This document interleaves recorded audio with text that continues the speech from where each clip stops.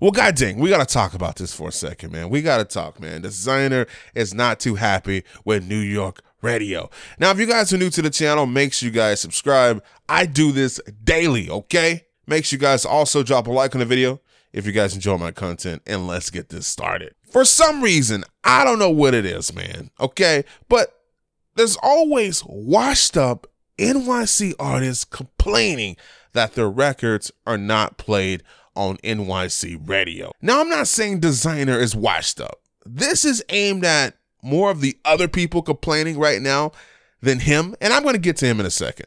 But whenever I watch these interviews, whether it's The Breakfast Club or whether it's Hot 97, there's always some artist up there that lives in NYC and they're complaining that their records aren't being played on radio. It lets me know right away that you don't have any hit records coming up, because guess what? A hit is a hit. A hit is going to be played on the radio. And it also lets me know that you don't have the fan base online and you're looking for that handout from the radio station. And that's something that I don't see a lot of the newer guys doing. And that raises a red flag for me.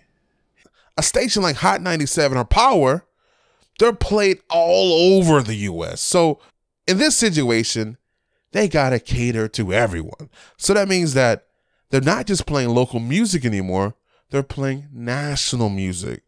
So what they're gonna do is they're gonna play the hottest songs that are trending. Now, this is where the situation gets weird, because I've seen extreme bias from these New York stations. Like, whenever one of these artists from New York gets hot, these stations get behind them and start to push them. How many times did you guys see Troy Ave interviewing when we first heard about him? It seems like every week he was doing an interview at Hot 97 or The Breakfast Club. Now, things must not be on the upside for Desiigner, because he went to Twitter and he tweeted out "fuck NY radio" with 4 middle finger emojis. Now, he tweeted and deleted this yesterday. Other people started to respond to this. One person says, "Really don't know why Desiigner, out of all artists, complaining about NY radio.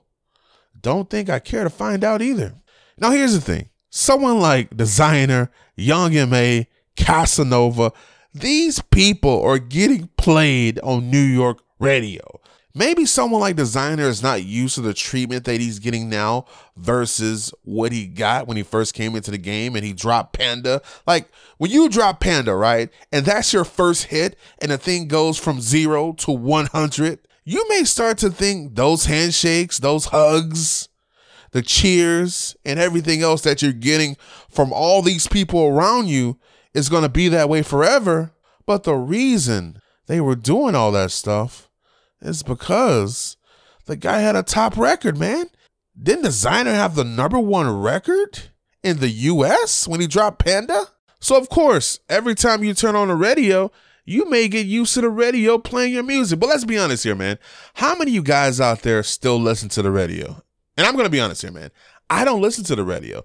Not saying that I don't listen to it because it's whack or anything like that, but I'm not really in my car as much as I used to be, so I'm not really listening to the radio, and the only time I may watch anything radio related is when I tune into Hot 97 or The Breakfast Club. Most of the people now, even the new school guys, they're making their way off SoundCloud. So it's surprising whenever I hear someone like Desiigner say "fuck NY radio." That lets me know right now that his fan base on SoundCloud and these other platforms is not as strong as these other up-and-coming guys like Uzi, Kodak Black, 21 Savage. And I'm starting to worry a little bit about Desiigner, man. That lets me know right now his fan base is not as strong. What do you guys think about this? Let me know in the comment section.